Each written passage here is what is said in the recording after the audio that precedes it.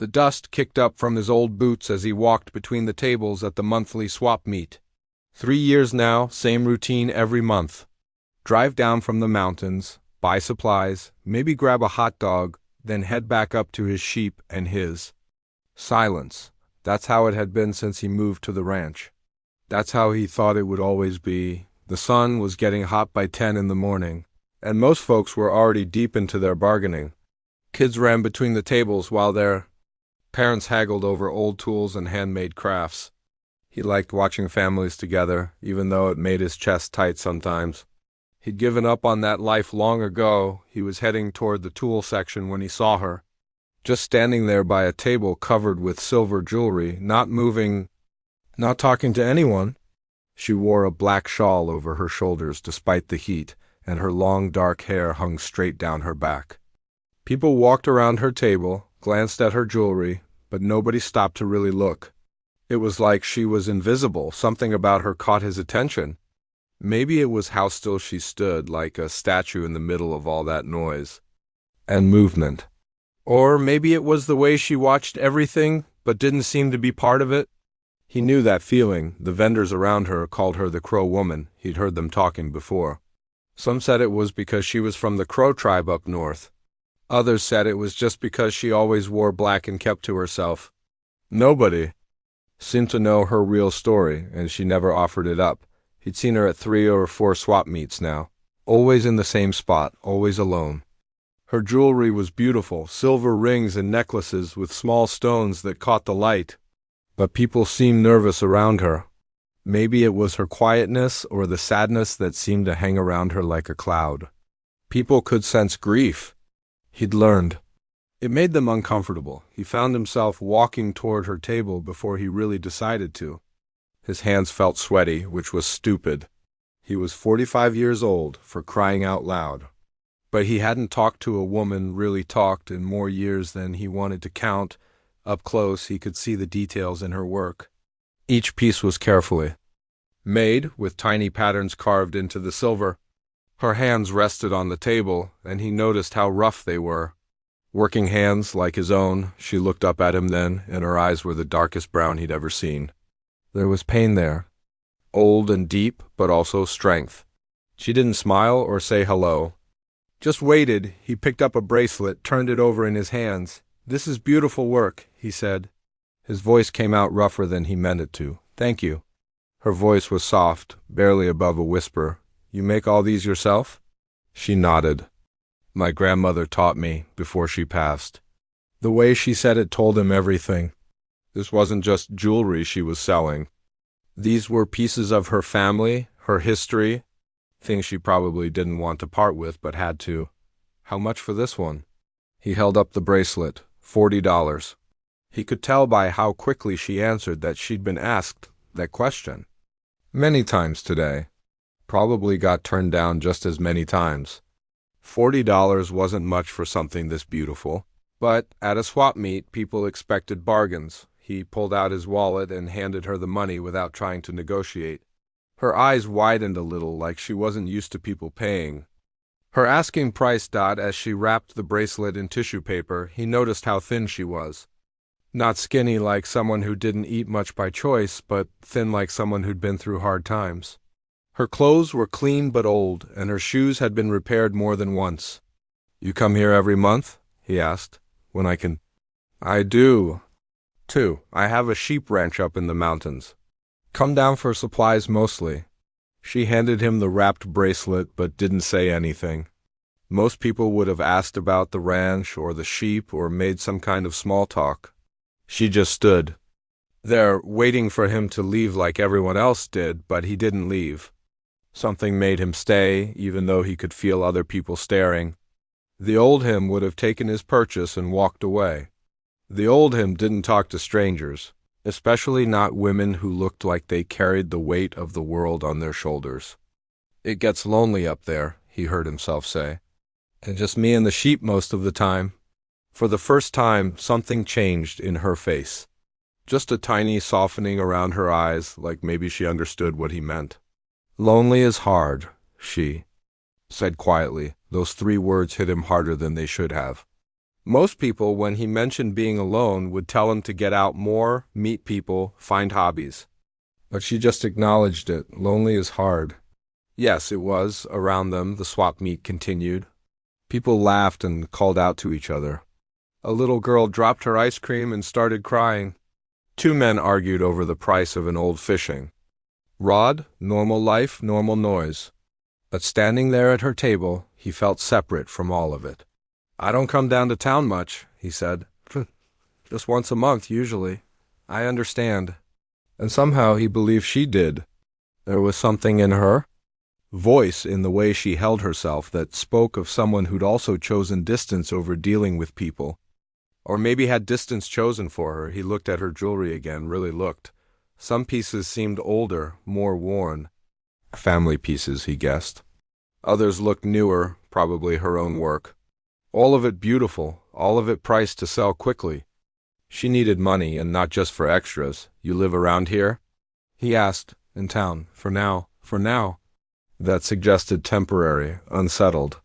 Like she was just passing through, or maybe couldn't afford to stay much longer. The words came out before. He could stop them, surprising him as much as they seemed to surprise her. "You will come with me?" It wasn't a question. It wasn't exactly a demand either. Just a statement, like he was telling her the sky was blue or the sun was hot. But the moment he said it, he couldn't believe he had. She stared at him, those dark eyes searching his face like she was trying to figure out if he was dangerous or crazy or both. He probably looked both to her. A rough mountain man who showed up out of nowhere and basically told her to leave with him, but instead of stepping back or calling for help or telling him to get lost, she did something that surprised them both. She started packing up her jewelry. Her hands moved quickly but carefully, wrapping each piece and placing it in a wooden box. She didn't ask where they were going or why or what he wanted. She just packed like she'd been waiting for someone to say those words for a long time. "I'll get my truck," he said, his heart beating faster than it had in years.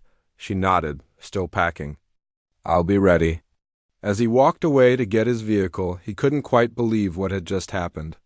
In 5 minutes, his whole routine, his whole careful, quiet life had just changed completely.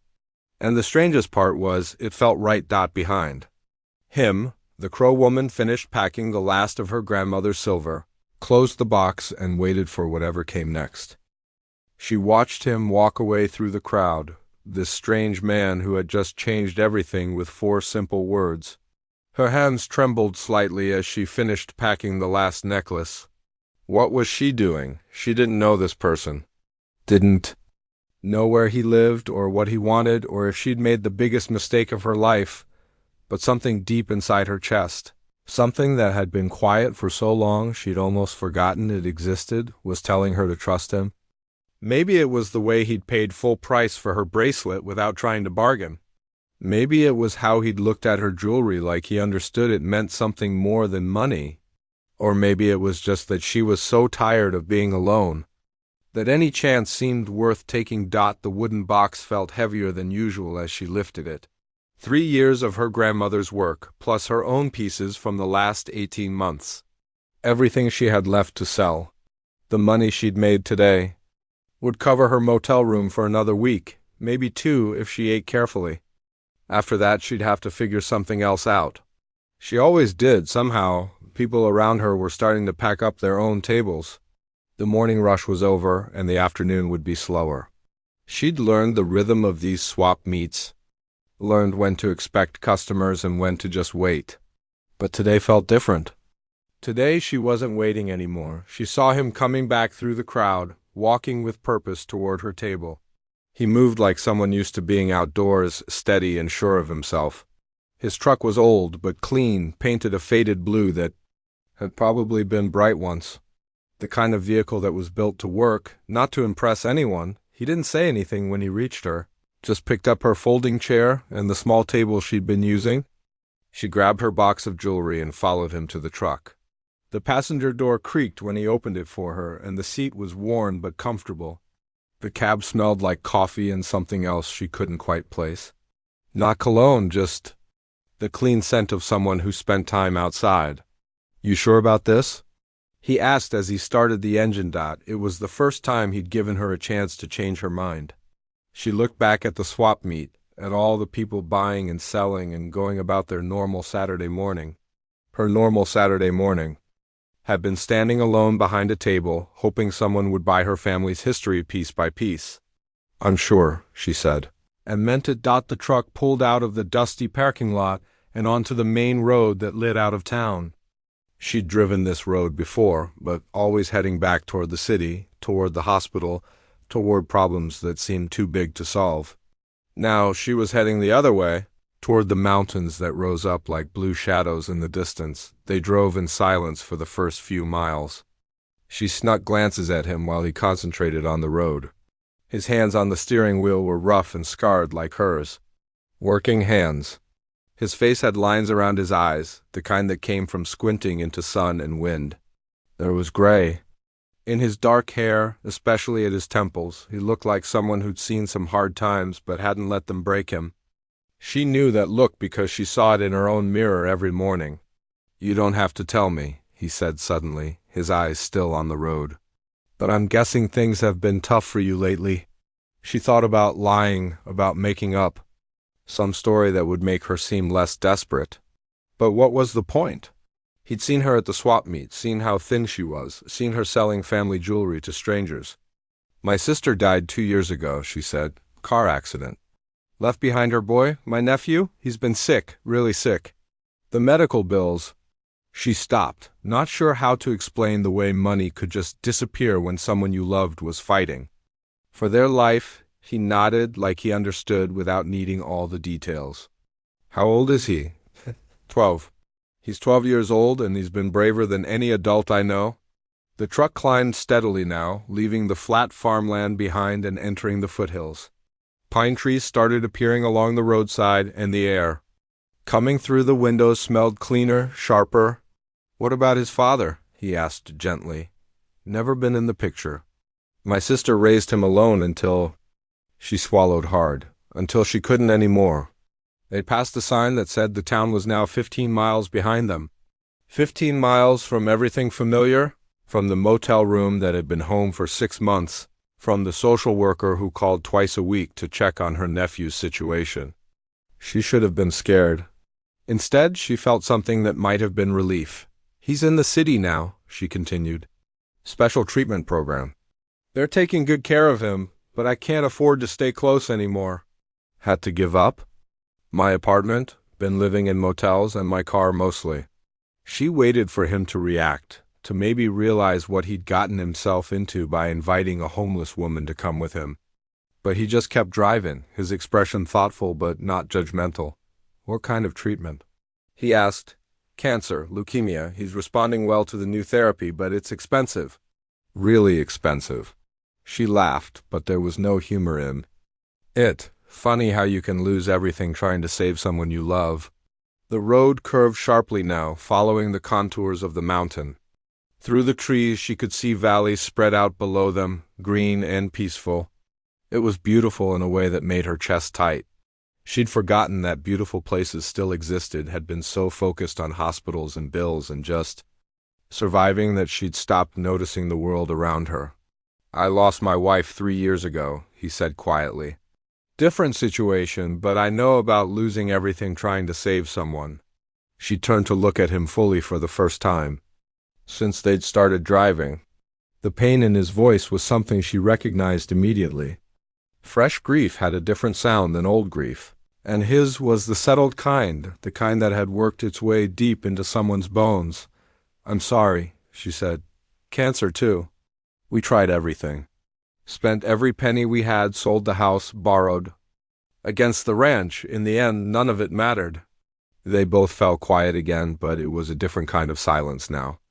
The silence of two people who understood each other's scars without needing to compare them. The truck turned onto a smaller road, this one unpaved and winding even more sharply upward. Dust kicked up behind them, and she could hear gravel pinging against the underside of the vehicle. They were really in the mountains now, far from anything that looked like civilization. "Are you afraid?" he asked suddenly. The question surprised her because she'd been asking herself the same thing. Was she afraid? Of him, of where they were. Going of what might happen next. No, she said, and realized it was true. I probably should be, but I'm not. Are you? He glanced at her then, and for the first time since they'd met, he almost smiled. Terrified, he admitted. I haven't had company in 3 years. Don't even remember how to talk to people anymore. You're doing fine so far. Give it time. The road leveled out suddenly, and through a gap in the trees, she saw it. A valley spread out below them, green meadows dotted with white shapes that must be sheep. A small cabin sat at the far end, smoke rising from its chimney despite the warm day. Mountains rose up on all sides, making the whole place feel hidden from the rest of the world. This is it, he said, pulling the truck to a stop. This is home. She stepped out of the truck and took her first real breath of mountain air. It was different up here, cleaner somehow, like it had been filtered through all those pine trees and rocky peaks. The silence hit her next. Not the empty silence of being alone in a motel room, but the full silence of a place where nature was in charge. Birds called to each other from the trees, and somewhere in the distance, she could hear water running over rocks. The sheep were scattered across the meadow, like white clouds that had fallen from the sky. Some grazed peacefully while others looked up at the truck with mild curiosity. A few of the braver ones started walking toward them, probably hoping for treats or attention. How many do you have? She asked, watching as more sheep began drifting in their direction. About 200 right now. Had more before. He trailed off, and she understood. Before his wife died, before everything changed, before he retreated to this hidden valley, the cabin was smaller than she'd expected, but looked solid and well-maintained. Log walls that had weathered to a soft gray, a metal roof that showed some rust but no holes, windows with actual glass instead of plastic sheeting. A wide porch wrapped around the front with 2 old chairs that faced out toward the meadow. It's not much, he said, hefting her jewelry box from the truck bed. But it's quiet. It's perfect, she said, and meant it. After months of thin motel walls and traffic noise and the constant hum of worry, this place felt like stepping into a different world. He led her up the porch steps, the old wood creaking under their feet. The front door was heavy and unpainted, with a simple latch instead of a fancy lock. Inside, the cabin was dim and cool, with thick log walls that seemed to hold the mountain air even on warm days. The main room served as kitchen, dining room, and living room all at once. A stone fireplace dominated one wall with a few pieces of simple furniture arranged around it. The kitchen was basic but clean, with an old gas stove and a refrigerator that hummed quietly in the corner. Everything looked functional rather than decorative, like it belonged to someone who cared more about how things worked than how they looked. The bedroom's through there, he said, pointing to a doorway at the back of the cabin. There's a smaller. Room 2 used to be an office. You can have whichever one you want. She set her small bag down by the door and looked around. After living in her car and cheap motels for months, even this simple cabin felt like luxury. A real kitchen where she could cook actual meals, a fireplace for cold nights. Windows that looked out on mountains instead of parking lots. I don't want to take your bedroom, she said. Doesn't matter to me. I sleep wherever I fall asleep anyway. He gestured toward a worn couch near the fireplace. Usually end up out here most nights. She could see that. The couch had a permanent dent in one corner, with a folded blanket and a pillow that suggested regular use. He probably fell asleep reading or watching the fire, too tired or too sad to make it to bed. The smaller room would be fine, she said. He showed her to what had obviously been an office. A desk sat under the window, covered with papers and books. Shelves lined the walls, filled with more books and a few framed photos he'd turned face down. A narrow bed in the corner looked like it hadn't been used in years. I can move this stuff out, he said, gathering papers from the desk. Don't. She touched his arm to stop him. I don't want to mess up your space. This is perfect as it is. Through the window, she could see the sheep in the meadow and the mountains beyond. It was like having a painting that changed with the light and weather. Better than any view she'd had in years. Are you hungry? he asked. I don't have much, but I can make something. She realized she was hungry, really hungry, in a way she hadn't been for months. Stress and worry had a way of killing appetite, but something about this place was already bringing it back. I'd like that, she said. They went back to the main room as she watched him move around the small kitchen. His movements were efficient, practiced. He'd been taking care of himself for a while now. He pulled ingredients from the refrigerator. And cupboards, nothing fancy, but everything fresh and real. I grow some vegetables out back, he explained, washing potatoes in the sink. Have a few chickens for eggs? There's a stream that runs year-round, so water's never a problem. You really are self-sufficient up here, have to be. Nearest store is 40 miles down the mountain. She sat at the small wooden table and watched him cook. It felt strange to be in someone's home, to be taken care of, even in this small way.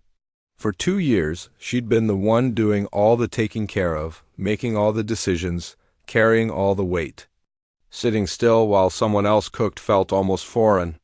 Can I help? She asked. You can if you want, but you don't have to. She got up anyway and found plates in the cupboard, silverware in a drawer. Simple things, but it felt good to be useful, to contribute something even if it was just setting the table dot as he cooked. She noticed details about the cabin she'd missed before, hand-carved wooden bowls on the counter, a coffee mug with a chip in the handle that had been used so much the ceramic was worn smooth, a clock on the wall that ticked loudly in the quiet. You said you used to be a teacher? She asked. He nodded, flipping the potatoes in the pan. High school, math and science. Did it for almost 20 years. What made you stop?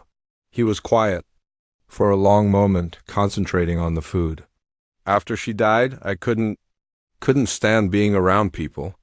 Everyone wanting to help, wanting to talk about it, wanting to make it better somehow. It was too much. She understood that completely. After her sister died, well-meaning friends and neighbors had surrounded her with casseroles and advice and constant check-ins. All they'd wanted was to help, but sometimes help felt like suffocation when you were trying to figure out how to breathe again. Do you miss it, teaching? Sometimes. I liked the kids. Liked watching them figure things out, you know? When some kid who thought they were bad at math suddenly understood algebra, it was ... it was good. The way he said it told her he'd been a good teacher, the kind students remembered years later. She could picture him in a classroom, patient and encouraging, making difficult things seem possible. They ate dinner as the sun began to set behind the mountains. The food was simple but satisfying: fried potatoes, scrambled eggs from his chickens, vegetables from his garden. Real food, prepared with care, eaten without hurry. She couldn't remember the last time she'd had a meal like this. The sheep, she said, looking out at the meadow where the flock was settling for the night. Do you manage them all by yourself? Mostly. I have a couple of dogs that help, but they're out checking the far pastures today. You'll meet them tomorrow. He followed her gaze out the window. It's a lot of work, but it's honest work. Makes sense in a way that other things don't. As darkness fell, he built a fire in the fireplace. The flames cast dancing shadows on the log walls and filled the room with warmth and golden light. She sat in one of the chairs near the fire and felt something she'd almost forgotten existed: peace. I should tell you, she said quietly, I don't know how long I can stay. My nephew ... I need to go back to the city soon to check on him. That's okay, he said. You can stay as long as you need to. And if you need to leave, that's okay too. Outside, the mountain night was full of sounds she wasn't used to. Wind in the trees, the distant call of an owl, the soft bleating of sheep settling down for sleep. No traffic, no sirens, no people arguing in the next room for the first time. In 2 years, she fell asleep without worrying about tomorrow. She woke to the sound of birds singing outside her window, a sound so foreign after months of city noise that for a moment she forgot where she was. Sunlight streamed through the simple curtains, warm and golden, nothing like the harsh fluorescent lights of hospital waiting rooms or the dim bulbs of cheap motels. The cabin was quiet except for the soft sounds of someone moving around in the kitchen. Coffee, She could smell coffee. Real coffee, not the bitter stuff from vending machines. When was the last time she'd woken up to the smell of coffee someone else had made? She dressed quickly and found him at the stove, scrambling eggs in a cast-iron pan. 2 dogs sat at his feet, watching every move he made with hopeful eyes. They were border collies, black and white, with intelligent faces and tails that wagged constantly. "Morning," he said without turning around. "Hope you slept okay, better than I have in months." It was true. She'd slept deeply, dreamlessly, for the first time since her sister's accident. "Are these your helpers?" The dogs immediately transferred their attention to her, tails wagging even faster. One of them, slightly smaller than the other, came over and sniffed her hand politely. "That's Bella," he said, pointing to the smaller dog. "And the big guy is Rex. They've been wondering about you since yesterday." She scratched behind Bella's ears, and the dog leaned into her touch with obvious pleasure. Rex, not to be left out, nudged her other hand with his nose. "They're beautiful. How long have you had them?" Rex came with the ranch. Old owner couldn't take him when he moved to town. Bella showed up about a year later, half-starved and pregnant. Figured she'd been dumped somewhere and found her way here. He set a plate of eggs and toast in front of her, along with a mug of coffee that steamed in the cool morning air. Outside, the sheep were already scattered across the meadow, white dots against the green grass. "What happened to her puppies?" she asked. "Found homes for most of them. Kept one for a while, but he was too much like his mother. Couldn't settle down, always wanted to wander. One day he just didn't come back." There was sadness in his voice, the kind that came from losing things you'd grown attached to. "Animals choose their own path sometimes, just like people." After breakfast, he showed her around the property. The vegetable garden behind the cabin was neat and productive, with rows of tomatoes, beans, and squash that looked healthy and well-tended. A small chicken coop housed a dozen hens that clucked and scratched in the dirt, completely unbothered by human visitors. "I never thought I'd like this kind of life," he said as they walked. "Always figured I was a town person, you know. Liked having neighbors, liked the convenience of stores and restaurants close by. What changed?" He was quiet for a long moment, watching the sheep move slowly across the far end of the meadow. "After she got sick, we spent so much time in hospitals and doctors' offices. All those people, all that noise, all those machines beeping and buzzing. When she died, I couldn't stand being around any of it anymore. Came up here to visit my uncle, and it was the first time I'd felt peaceful in 2 years." They walked toward the stream that ran along the eastern edge of the property. The water was clear and cold, tumbling over smooth rocks with a sound that was somehow both constant and changing. Bella and Rex ran ahead, splashing through the shallow parts and barking at nothing in particular. "Your uncle lived here?" "For 30 years. He was a hermit, really. Never married, barely talked to family. I thought he was crazy when I was younger." He picked up a smooth stone and skipped it across a deeper pool. "Turns out he might have been the smartest one of all of us." She sat on a fallen log near the water's edge and watched the dogs play. "Tell me about her, your wife." He looked surprised, like no one had asked him that question in a long time. Most people, she'd learned, avoided talking about the dead. Too uncomfortable, too painful, too real. She was a teacher too. 3rd grade. Kids loved her because she treated them like they were capable of amazing things. He sat down beside her on the log. She could make anyone laugh, even on their worst day. Had this way of finding something good in every situation. "How long were you together?" 15 years. Met at a faculty meeting, if you can believe that. Most boring place on earth to fall in love. He smiled a little, the first real smile she'd seen from him. She said later she knew I was the one because I was the only person who looked as miserable as she felt sitting through those meetings. The stream burbled and chattered, filling the silence between them. She thought about her sister, about all the conversations they'd never have again. All the memories that lived only in her head now.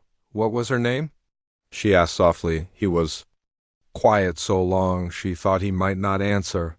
"Jennifer," he finally said. Everyone called her Jenny. It was the first time he'd said the name out loud since she'd arrived. Maybe the first time he'd said it to another person in years. She could tell by the way his voice caught slightly, by the careful way he formed the syllables. She sounds wonderful. She was. He picked up another stone, turned it over in his hands without throwing it. The cancer came fast. One day she was complaining about being tired all the time. 6 months later she was gone. We kept thinking we had more time, you know? Kept putting off trips we wanted to take, conversations we wanted to have. She knew that feeling. The terrible realization that time had run out while you weren't paying attention. That all the important things you'd planned to say or do were trapped forever in the space between intention and action. My sister was coming to visit me, she said. We hadn't seen each other in months because I'd been busy with work, with my own problems. She was driving 3 hours just to have dinner with me to tell me something important. I never found out what it was. The boy, your nephew, what's his name? David, he's so much like her it hurts sometimes. Same stubborn streak, same way of making jokes when he's scared. She watched Bella chase a butterfly that had no intention of being caught. The doctors say his chances are good now with the new treatment, but the cost ... How much do you need? The question was direct, practical, without judgment. Most people either avoided asking about money entirely or asked in a way that made her feel like she was begging. More than I'll ever have. The insurance covers some of it, but there are experimental drugs, special procedures, things that aren't covered but might save his life. She laughed, but there was no humor in it. Funny how you can price out a child's future. This treatment costs this much, that surgery costs that much. Like shopping for groceries, except the groceries are your nephew's chances of seeing his 13th birthday. How much? He asked again, gently but firmly. $80,000. Maybe more, depending on how long the treatment takes. The number hung in the air between them like a mountain, too. High to climb. He didn't flinch or whistle or tell her that surely there were programs to help. He just nodded like she'd told him it might rain later. I had some money saved, he said. From the sale of our house in town, from Jenny's life insurance. Been sitting in the bank for 3 years because I couldn't think of anything worth spending. It on, she stared at him. I can't take your money. I'm not offering to give it to you. I'm saying maybe there's a reason you ended up here. Maybe there's a reason I've been sitting on money I don't need while a good kid is fighting for his life. The butterfly Bella had been chasing finally landed on a flower near the stream. The dog sat down and watched it, tail wagging slowly, as if she'd accomplished exactly what she'd set out to do. I don't know what to say. Don't say anything yet. Think about it. Talk to the doctors. Find out exactly what you need. Then we'll figure out how to make it happen. They walked back to the cabin in comfortable silence, the dogs trotting alongside them with the satisfied air of creatures who'd had a good morning's adventure. As they reached the porch, she turned to look back at the meadow, at the sheep scattered, like white stones across the green grass, at the mountains rising up all around them. For the first time in 2 years, she felt something she'd almost forgotten existed: hope. 3 weeks had passed since that conversation by the stream, and she'd found herself settling into a rhythm she hadn't known was possible. Wake up to the smell of coffee and the sound of birds, help with the morning chores, spend the day working. Alongside him, learning about sheep and gardens and the 100 small tasks that kept the ranch running. Fall asleep to the sound of wind in the trees instead of sirens and traffic. It was early morning, and she was helping him move the sheep to a fresh pasture. The dogs worked like magic, running wide circles around the flock, never barking unnecessarily, always knowing exactly where to position themselves to guide the animals where they needed to go. She watched in amazement as Rex stopped a group of ewes from wandering toward the woods with nothing more than a steady stare and his body blocking their path. How do they know what to do? She asked, watching Bella gently nudge a stubborn ram back toward the group. It's bred into them. Border collies have been herding sheep for hundreds of years. But each dog learns differently, develops their own style. He whistled softly, and both dogs immediately changed direction, responding to a signal she couldn't even hear properly. Rex is all business, never wastes a movement. Bella's more intuitive, seems to know what the sheep are thinking before they do. She'd been learning to read the sheep too, understanding their moods and behaviors. How the lead-away would test fences looking for weak spots. How the rams stayed protective but separate from the main flock. How they'd cluster together when weather was coming, even when the sky looked perfectly clear. That one there, she pointed to a young Away who was limping slightly. She's been favoring her left front foot for 2 days. He looked where she pointed, then smiled. Good eye? I noticed that yesterday but wasn't sure if you'd spotted it too. They moved the Away to a smaller pen near the barn, where he could examine her foot more closely. It was just a small stone wedged between her toes, easily removed, but it felt good to have noticed, to have contributed something useful. You're getting good at this, he said as they walked back toward the cabin. Really good? The praise warmed her more than it probably should have. For so long, she'd felt useless, like she was failing at everything that mattered. Failing to save her sister, failing to pay for her nephew's treatment, failing to figure out how to survive on her own. But here, working with the animals, she felt competent again. I like it, she said. I never thought I would, but I really like it. What did you do before everything happened? It was a question he'd never asked directly, though she'd told him bits and pieces over the past weeks. I was an accountant.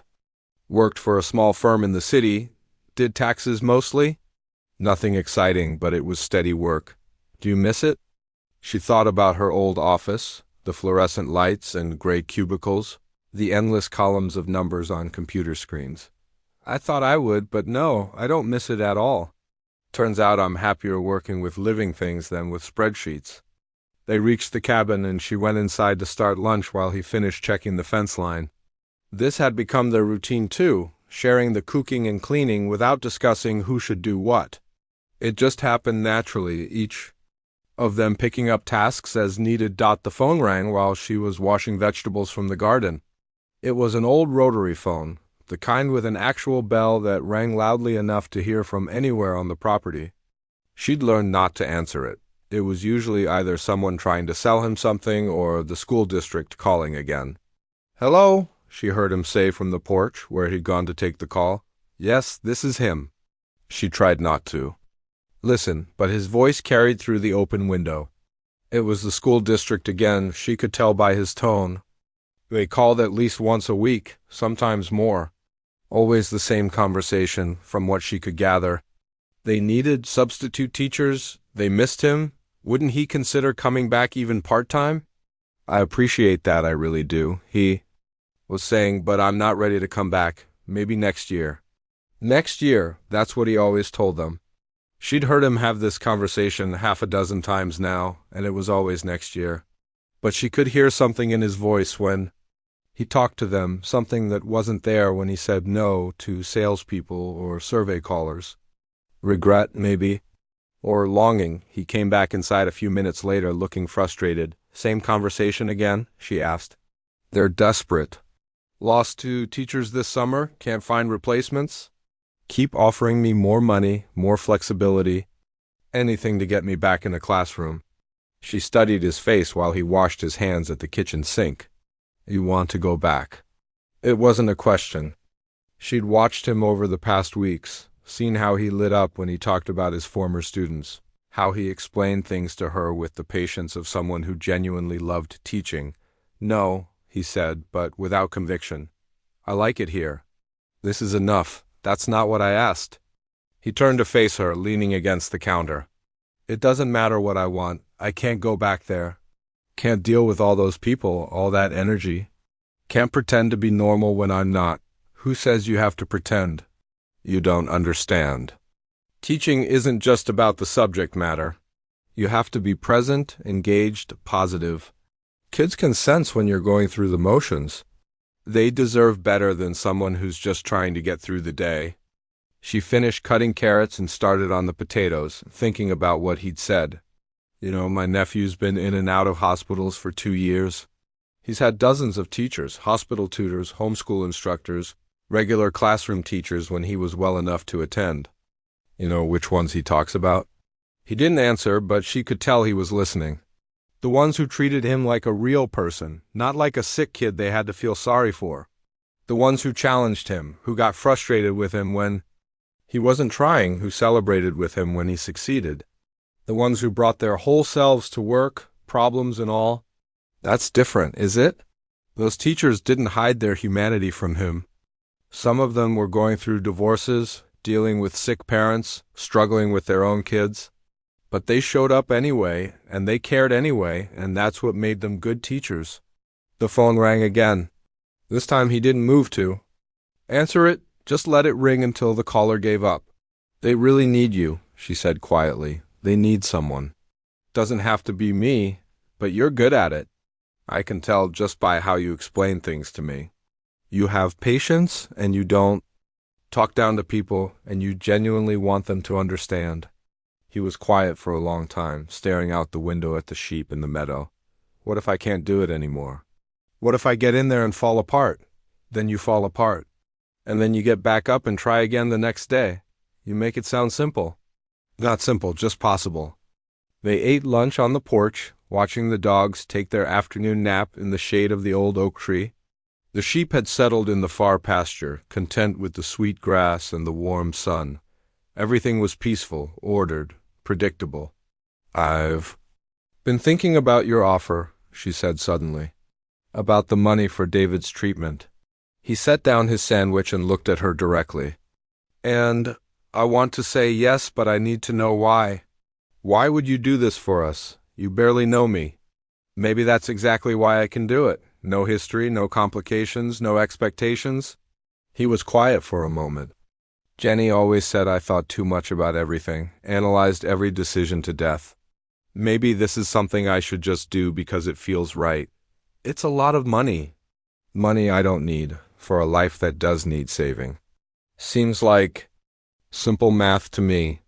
She thought about David, about the latest blood test that showed the treatment was working, about the specialist who said they might be able to reduce the frequency of treatments if the progress continued, about hope, which had seemed like such a luxury for so long. There would have to be conditions, she said. A way for me to pay you back eventually. We can figure that out later. No, we need to figure it out now. I won't take charity, even from someone as kind as you.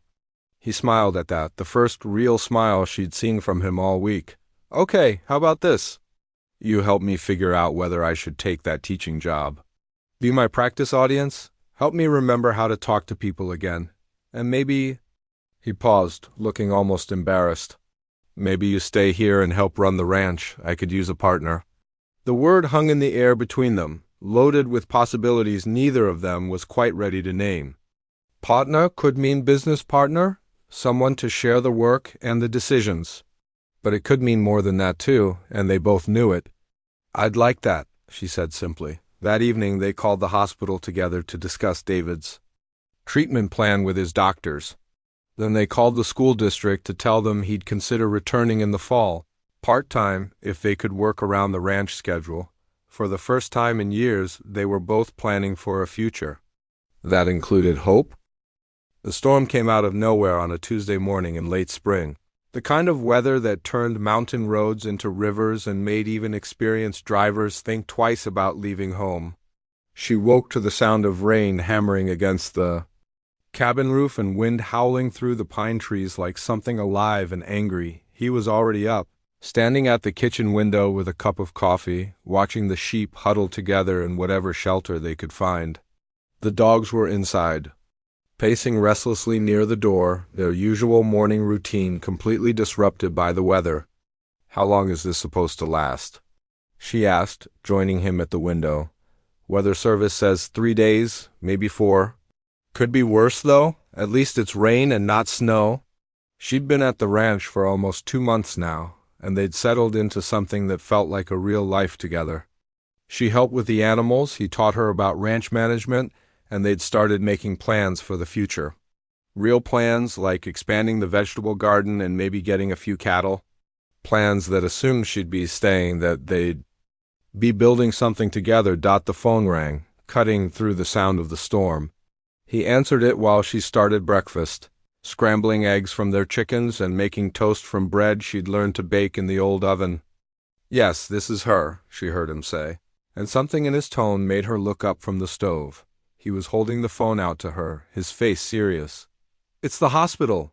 Her heart stopped. Hospital calls were never good news, especially when they came early in the morning during storms. She took the phone with hands that had started shaking. "This is David's aunt," she said. The voice on the other end was Dr. Martinez, David's oncologist. She'd spoken to him dozens of times over the past 2 years, and she knew immediately that something was wrong. "I'm sorry to call so early, but I wanted to reach you before you heard from anyone else. David had a reaction to yesterday's treatment. Nothing life-threatening, but his white blood cell count dropped more than we expected." She gripped the phone tighter, watching the rain streak down the window. "What does that mean?" "It means we need to adjust his treatment protocol. Instead of the monthly sessions we'd planned, he's going to need to be hospitalized for continuous monitoring for the next several weeks. Maybe longer." The kitchen felt like it was spinning around her. Continuous monitoring meant round-the-clock care, specialist nurses, expensive equipment. It meant David was sicker than they'd thought, that the treatment that had been working so well was now causing its own problems. "How much longer?" she asked. "Hard to say. Could be a month. Could be 3. We'll know more once we see how he responds to the modified treatment. 3 more months of intensive care. 3 more months of medical bills that would dwarf everything they'd spent so far." She closed her eyes and did the math in her head. The same terrible math she'd been doing for 2 years. Even with his help, even with the money he'd offered, they were looking at costs that would bankrupt them both. "I need to be there," she said. "I need to come back to the city. Of course. David's been asking for you. He's scared, and frankly, so are we. This next phase is going to be crucial." She hung up the phone and stood there for a moment, staring at nothing. Outside, the storm raged on, trapping them in the mountains while David faced the fight of his life 3 hours away in a city hospital. "What did they say?" he asked gently. She told him everything, watching his face grow more serious with each detail. When she finished, he was quiet for a long time, just listening to the rain and the wind. "We'll figure it out," he said finally. "Whatever it costs, whatever you need, we'll figure it out. You don't understand. This changes everything. The numbers we talked about before, the treatment plan, all of it. We're not talking about $80,000 anymore.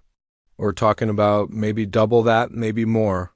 She walked to the window and pressed her forehead against the cool glass. The sheep were still huddled together in the storm, but they looked miserable and cold. Like everything else, they were just trying to survive until the weather passed. "I have to go back," she said.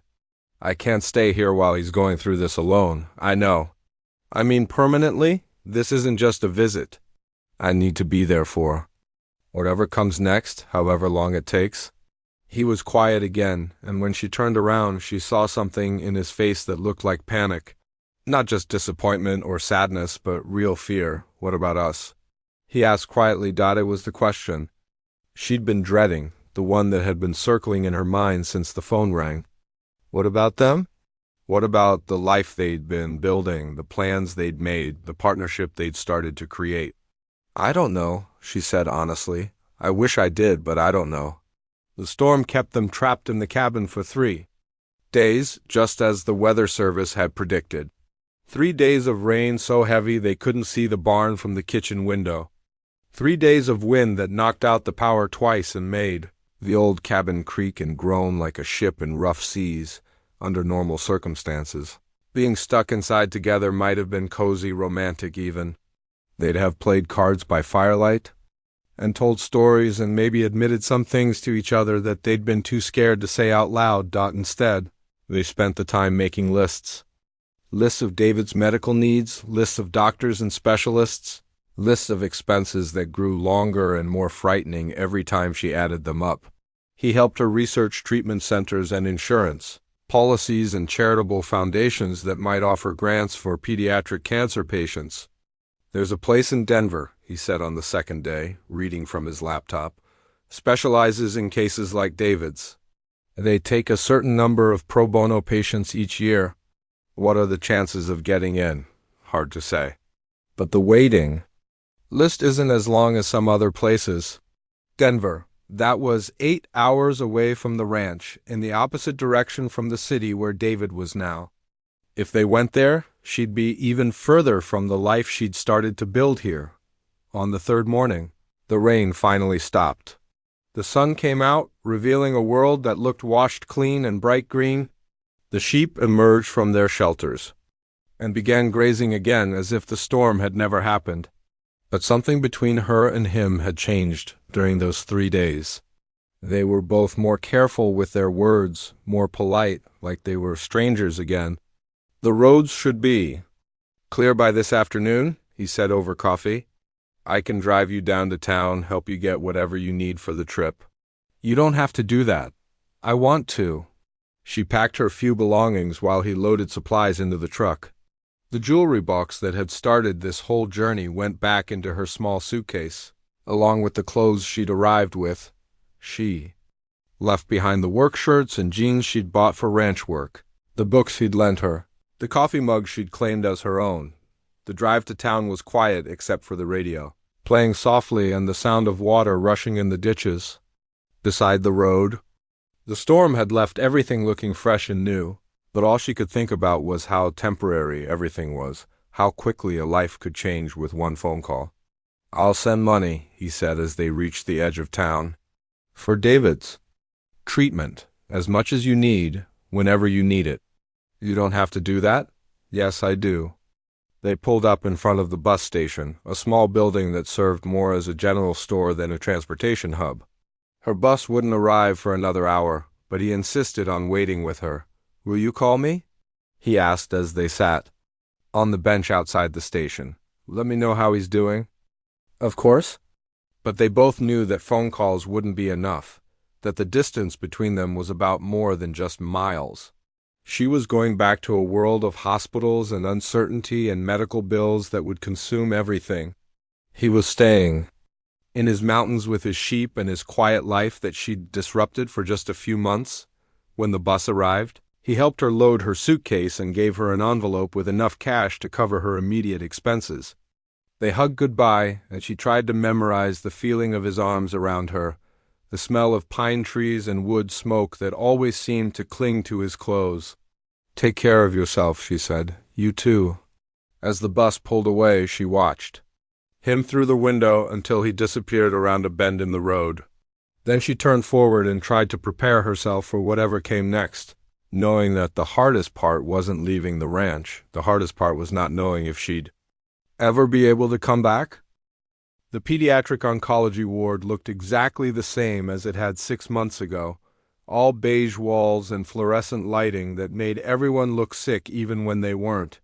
She'd hoped somehow that time away from this place might have changed. Her perspective made it seem less overwhelming. Instead, walking through those familiar doors felt like stepping backward into a nightmare she thought she'd escaped. David was asleep when she arrived, looking smaller than she remembered in the hospital bed, surrounded by machines that beeped and hummed their electronic lullabies. His face was pale against the white pillows, and she could see where they'd put in a new 4-line in his thin arm. 12 years old, and he looked like he'd aged a decade since she'd last seen him. "He's been asking for you every day," said the nurse, a kind woman named Carol who'd been taking care of David since his latest admission. "Kept saying his aunt was coming from the mountains to help him fight the monsters." The monsters. That's what he called the cancer cells, had been calling them since his first diagnosis. She'd forgotten how he could make even the scariest things sound manageable with his kid logic and stubborn optimism. She pulled a chair up beside his bed and took his hand carefully, avoiding the 4 tubes. His fingers were cold, but they squeezed hers when she touched them, even in sleep. For the first time since that phone call during the storm, she felt like she was exactly where she needed to be. The next few weeks blurred together in the familiar rhythm of hospital life. Early morning blood draws, consultations with doctors who spoke in careful, measured tones, long afternoons sitting beside David's bed while various treatments dripped into his veins. The modified protocol was working slowly, but the side effects were brutal. Nausea that left him unable to eat for days at a time, fatigue so deep he could barely keep his eyes open, fevers that spiked randomly and sent the nursing staff into controlled panic. She lived in a small apartment near the hospital, the kind of place that rented by the week to families in crisis. Thin walls, a kitchenette with a hot plate, and a fold-out couch that doubled as her bed. At night she lay awake listening to sirens and traffic, missing the sound of wind in pine trees and the gentle bleating of sheep settling down for sleep. He called every few days, always in the evening when David was usually sleeping and she had a few minutes to talk privately. The conversations were careful at first, updates about David's condition and questions about how she was managing. But gradually they became something more, a lifeline that connected her to the person she'd started to become during those 2 months at the ranch. "How are the sheep doing?" she asked one evening, curled up in the uncomfortable chair beside David's bed. "Rex injured his paw last week, stepped on something sharp while we were moving the flock to the upper pasture. Had to take him to the vet in town. Is he okay?" "Yeah, just needed a few stitches. But Bella had to do all the herding work by herself. For a few days. Made me realize how much I've been depending on having 2 dogs." She could picture the scene perfectly. Bella working twice as hard to manage the sheep while Rex limped around the cabin feeling sorry for himself. The image made her smile for the first time in days. "The school called again yesterday," he continued. "They really need an answer about the fall semester." "What did you tell them?" "Same thing I always tell them. That I'm thinking about it." But she could hear something different in his voice, a hesitation that hadn't been there before. "You want to say yes? Maybe I've been thinking about what you said about bringing your whole self to work instead of pretending to be someone. You're not." The idea of him going back to teaching filled her with an emotion she couldn't quite name. Pride, maybe, that he was considering returning to something he'd loved. But also sadness, because it felt like one more way their lives were moving in different directions. David's condition began to stabilize after the 3rd week. His blood counts improved, the fever stopped, and he started eating again. Real food. Not just the nutrition drinks that had been keeping him alive. She watched him demolish a grilled cheese sandwich one afternoon and felt something loosen in her chest that had been tight for months. "The treatment is working," Dr. Martinez told her during one of their regular conferences. "Not as quickly as we'd hoped, but it's definitely working. His body is finally responding the way we wanted it to." "How much longer?" "If the progress continues like this, maybe 6 more weeks of intensive treatment. Then we can transition to outpatient care, regular checkups, maintenance therapy. 6 more weeks." After 2 years of fighting this disease, 6 weeks seemed like nothing. But 6 weeks was also long enough for the life she'd left behind to disappear completely, for him to sell the ranch or find someone else to help with the work or simply decide that waiting for her wasn't worth it. She told herself it didn't matter. David's health was the only thing that mattered, the only thing that had ever mattered. But late at night, when the hospital was quiet and David was sleeping peacefully for the first time in weeks, she found herself thinking about morning coffee. On the cabin porch and the way Rex would lean against her legs, while she scratched behind his ears, the money transfers arrived every Monday like clockwork, deposited directly into the account she'd set up for David's medical expenses. More than enough to cover the hospital bills, the medications, the specialists. Enough to pay for the experimental treatments that insurance wouldn't cover, the ones that were making the difference between David getting better and David just surviving. She tried calling to thank him, but he never answered during the day. By evening, when she finally had time to call back, she was usually too exhausted to hold a proper conversation. Their phone calls became shorter, more focused on practical matters. David's blood counts, the weather at the ranch, updates on Rex's healing paw. "You sound tired," he said one evening when she'd called after a particularly difficult day. "I am tired. It's been really hard. Are you eating enough? Getting any sleep?" The concern in his voice almost broke her. When was the last time someone had asked if she was taking care of herself? When was the last time someone had worried about her the way she worried about everyone else? "I'm fine," she lied. "No, you're not. I can hear it in your voice." She was quiet for a long moment, staring out the window of her small apartment at the city lights that never went dark. Somewhere out there, people were living normal lives, going home to families, complaining about ordinary problems. She'd forgotten what that felt like. "I miss you," she said suddenly, surprising herself. "I miss you too. I miss the quiet." One miss. The dogs and the sheep and being able to see stars at night. I miss feeling useful instead of just scared all the time. You are useful. You're saving David's life. You're saving David's life. With your money, with your help.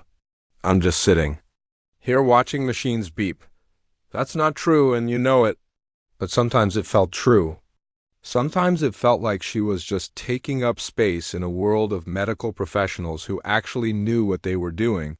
People who could read the numbers on David's charts and understand what they meant. The breakthrough came on a Thursday morning in late summer. David's latest blood work showed numbers that made Dr. Martinez smile for the first time since she'd arrived. The modified treatment had worked better than anyone had dared to hope. The cancer cells were nearly undetectable, his immune system was rebuilding itself, and his body was finally strong enough to start healing. "We're not out of the woods yet," the doctor cautioned. "But if these numbers hold steady for another month, we can start talking about discharge.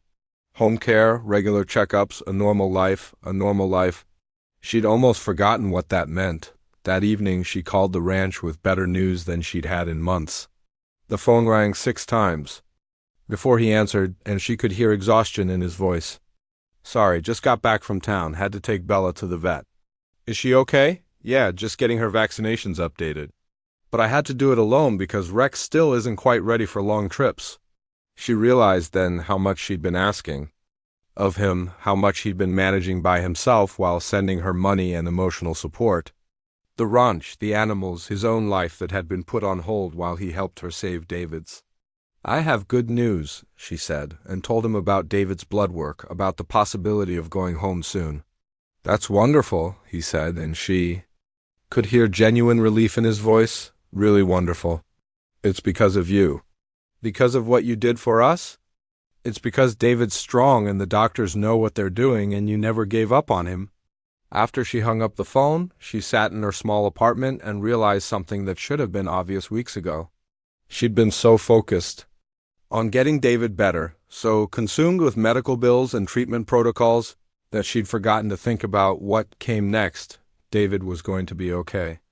Really okay, not just surviving, but actually living. And for the first time in 2 years, she was going to have choices about her own life again. The question was whether any of those choices could lead her back to a mountain ranch where a quiet man was taking care of sheep and dogs and probably wondering if she'd ever come home.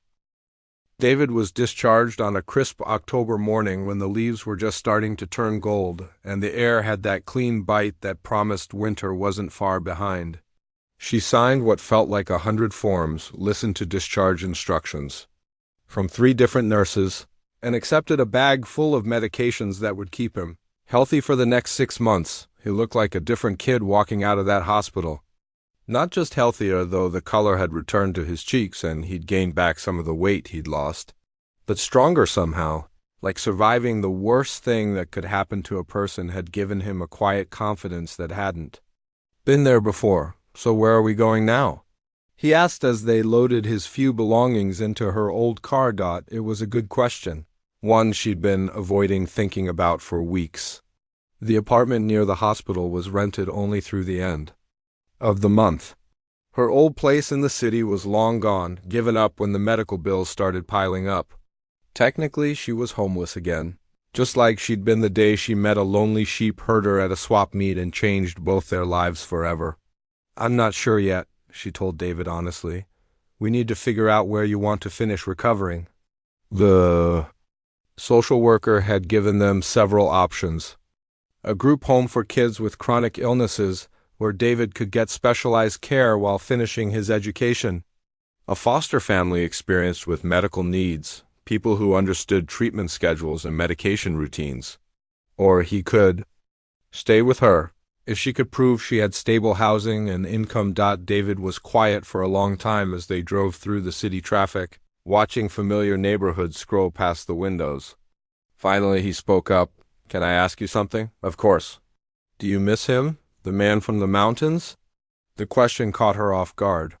She tried not to talk about the ranch much during David's treatment, not wanting to burden him with her own problems when he was fighting for his life. But kids noticed everything, even when they were sick. "Yes," she said simply, "I do. He's the one who paid for my treatment, isn't he?" She glanced at him in the rearview mirror. "What makes you say that?" "The nurses kept talking about how lucky I was to have family who could afford the good treatments. But I know you don't have that kind of money. Nobody in our family ever has." He was right, of course.